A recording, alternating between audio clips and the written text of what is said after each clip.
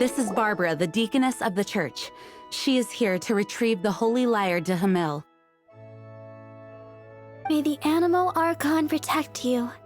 I'm not really in a position to speak compared to our acting Grand Master.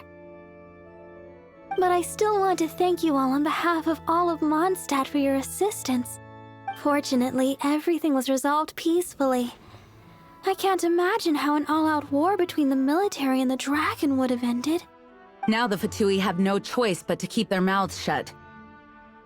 They must be annoyed that things didn't turn out as planned for them. This time, they even lost their best excuse to pressure the Knights of Favonius. Diplomatically speaking, they gained nothing, and on the contrary, simply proved just how vexatious they can be. Sounds like quite the story. So, did you bring the Holy Lyre with you? We cannot ask you to keep defending the lyre forever. The Seneschal has been pressing me for a while now.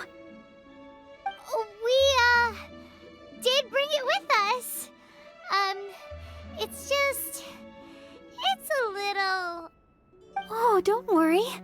I'm not here to collect rent. The church has always received special funding. The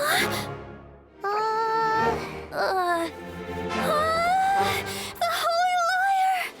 Lord Barbados! Even if I atoned for these sins for the rest of my life, it would still not be enough! Oh, give it here.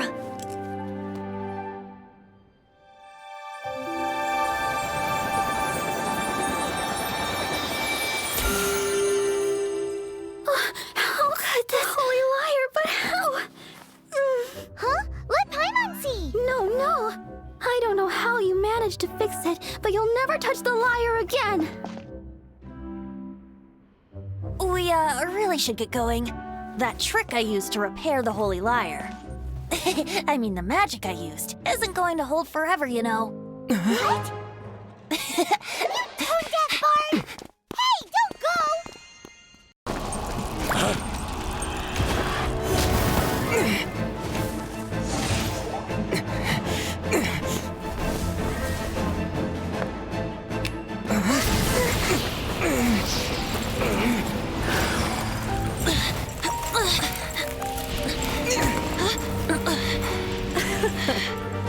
At last, Mondstadt's rodent ruler in the flesh. Scurrying through the streets looking for leftovers? Mondstadt calls this a god? Resident rodent beats invasive vermin. Don't you dare speak back to me, insolent bard.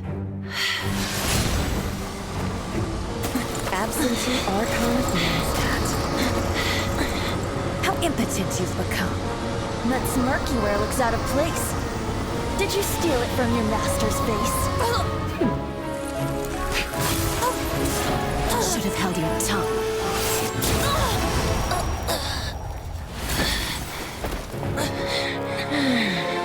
So, this is a Gnosis. Wouldn't be caught dead wearing this ugly thing in public. Beauty is a waste when the beholder has no taste.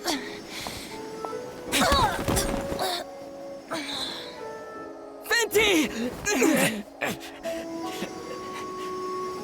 Well, we have what we came here for. Come, before our dear Favonian friends arrive. Leave nothing for them to find.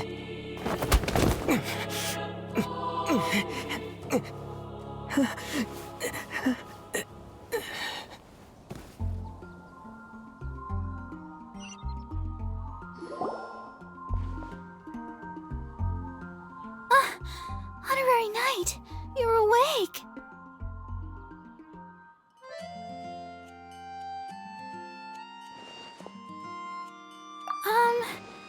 I wouldn't say he's alright, exactly.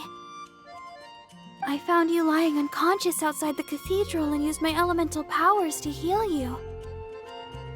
That bard awakened first, but strangely, my healing powers had almost no effect on him.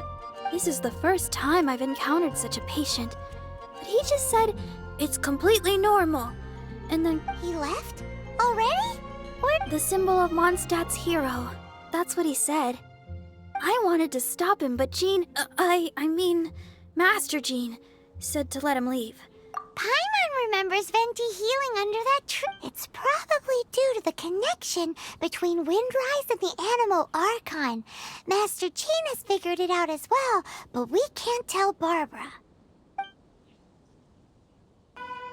The wind amongst the branches is good.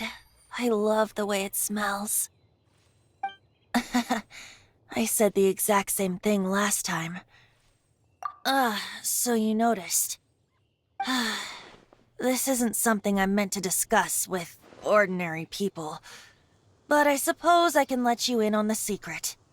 As you know, visions are external magical foci that only a small minority of people possess. They use these visions to channel elemental power. In truth, every wielder of a vision is one who can attain godhood and ascend to Celestia. We call such people allogenes. Allogenes? Paimon's never heard of them before.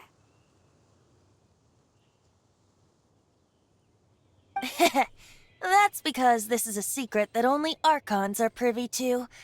We don't need primitive tools like visions. Instead, each Archon has an internal magical focus that resonates directly with Celestia itself. Known? It's just a glowing glass ball I carry around to avoid suspicion.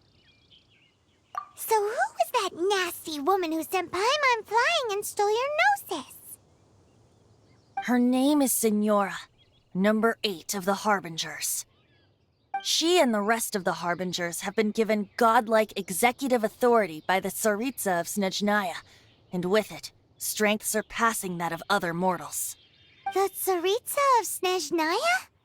Isn't that... Indeed. She is one of the 7. The Tsaritsa who reigns from the Zeppeljárny Palace, and the one person that the Fatui Harbingers all answer to. The 7 don't always get along well, but still. I never thought that she would plot to steal another Archon's Gnosis. How should I put this? 500 years ago, I knew her well, but I can't say the same is true now. You see, a certain catastrophe happened 500 years ago, and after that, she cut off all ties with me. But we can save discussion of the Cryo Archon and the Fatui for another day. If you seek the rest of the 7, many difficulties lie ahead of you still. You should head for Mondstadt's neighboring nation of Liyue. The Geo-Archon who reigns there, unlike me, administrates his entire region personally. He only descends once every year to give his divine predictions, which set the direction for Liyue for the rest of that year. Even so, it sounds like he works much harder than a certain someone, In any case, this year's Rite of Descension is soon to begin. If you miss it... What? Oh, why didn't you tell us before? Well, then bye! We're going! One moment, Windborn Outlander. Just use it gratefully. Or, better yet, treat me to a glass of dandelion water. Traveler, as you set off on your journey once again, you must remember that the journey itself has meaning. The birds of Tevat, the songs in the cities, the Tsaritsa, her Fatui and the monsters, they are all part of your journey. The destination is not everything, so before you reach the end, keep your eyes open. Use the chance to take in the world around you. Great. So, that's that for the Animo Archon's admonishments. Back to Venti time.